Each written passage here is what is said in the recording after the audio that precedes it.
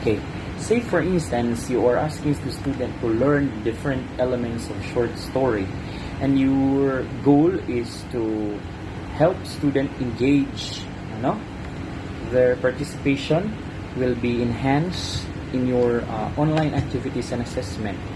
First, you have to make sure that the activities align with the expected learning outcomes, and then this learning outcome must be easily achieved, not a difficult one. It must be easily achieved, or it must be achievable.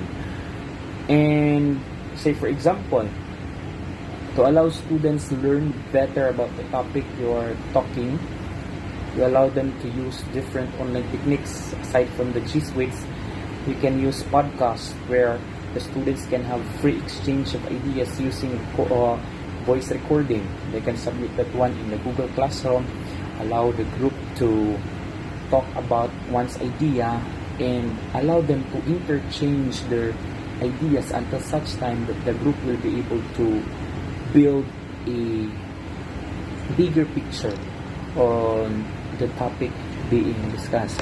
We have to make sure and remember that the learning outcome must be related, complemented, or must complement with your learning activities. Okay, so for example, you give students sample videos or sample stories, short stories or a novel. Then you ask them to identify the different parts. Using Google Classroom, you can or Google Docs, you can actually design a pyramid there where they can access online and type which part of the introduction, which is the lower part of the pyramid.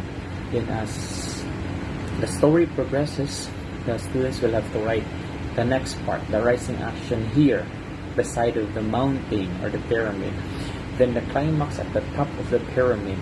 Then as the story progresses until nearing to its end, the right falling action, until such time that the resolution has been given. So you ask students, you allow students to do this all by themselves. Then after that, you assess what specific part of their output is wrong or maybe need to be improved, and what specific parts of their submission is supported and is good, need to be maintained.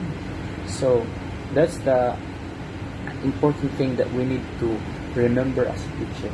We need to facilitate them.